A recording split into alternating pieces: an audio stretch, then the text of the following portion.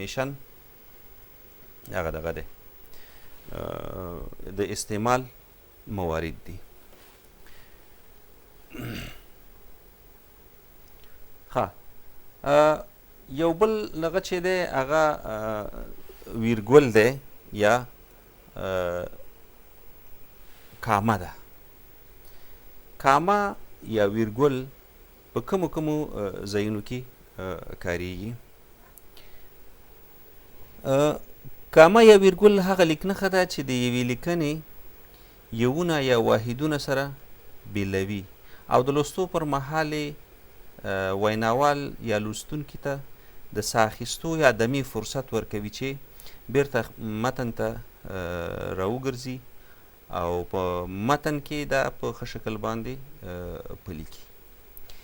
مثلا موږ ویل چې د جملې واحدونه وبخئ چې دغه سلایډ چې دی دا همداسې لږ ورکوټی پاتې شوی دی لویږي نه، خو په هر صورت سره دغه کوو به که زه وتوانېږم چې لږ یې لوی کړمه نو وبخئ چې دلته به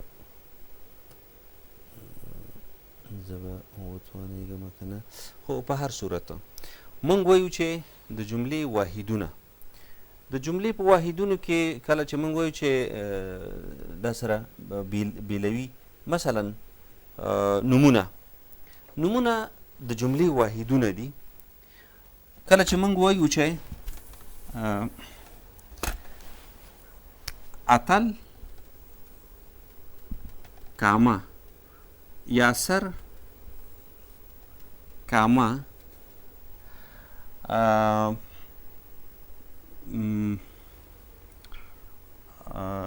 حشمت او بشارت د تره زامن دي. د تره زامن دي یا د ترونو زامن دي، جمع کوئ د ترونو زامن دي. اتل اسم دی نو د کامې په ذریعه باندې د یاسر نه بیل شو. حشمت هم د کامې په ذریعه د یاسر نه بیل شو، خو اخیری کس چې دی بشارت، ځکه دا او چې دی عطف دی دا سره تړي ټول، نو په او باندې ټول سره جمع شو.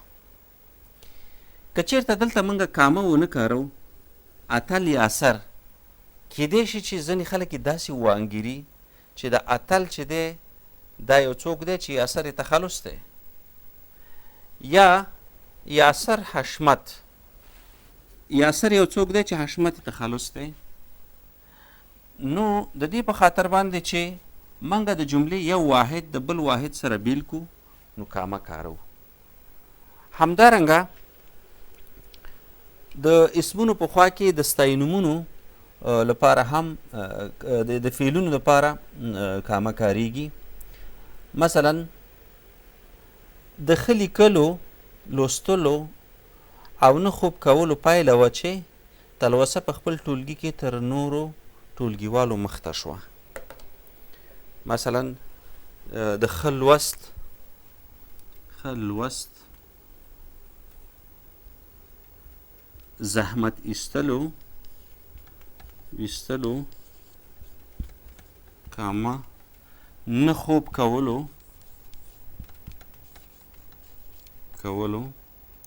پایله وه. یعنی هلته د اسمونو ترمنځ، دلته د افعالو یا د فعلونو ترمنځ. همدارنګه د ستاینومونو ترمنځ هم کامه کاریږي. مثلا زړور، زمری او اتل تر ډیره په یوه معنا کاریږي. دا ټول صفتونه دي. زړور، کامه، اتل او زمری په یوه معنا کاریږي.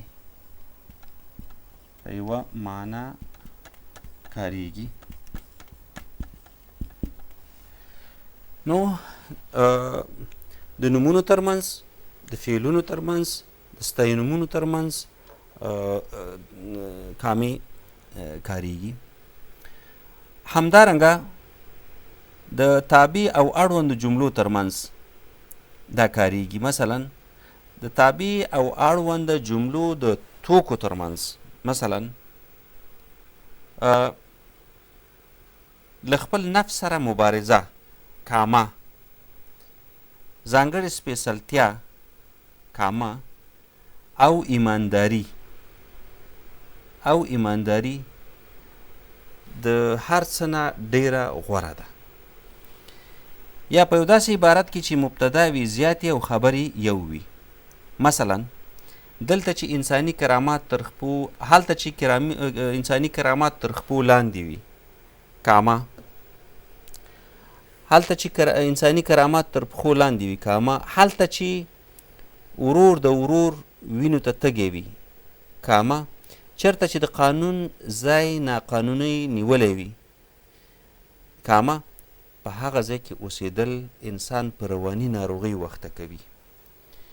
وګورئ، یوه جمله ده، خو جملې توابع جملې لري یا تابع جملې لري. د یوې لویې جملې چې تابع جملې ولري او خبرې یوي، د هر واحد ترمنځ باید موږ کامه وکارو. که چېرته موږ د هر واحد ترمنځ کامه ونه کارو، نو بیا موږ ته په متن باندې پوهاوی ستونزمن کیږي.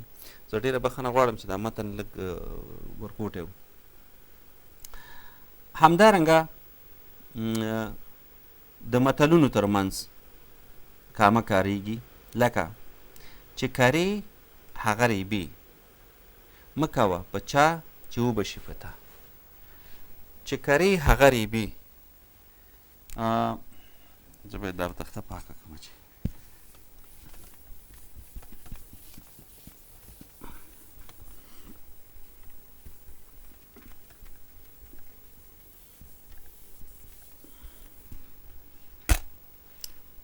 یا څه چې کرې، موږ داسې وایو څه چې کرې، کامه هغه ریبې. څه چې کرې هغه ریبې. مه کوه په چا، مه کوه په چا، کامه چې وبشي په تا.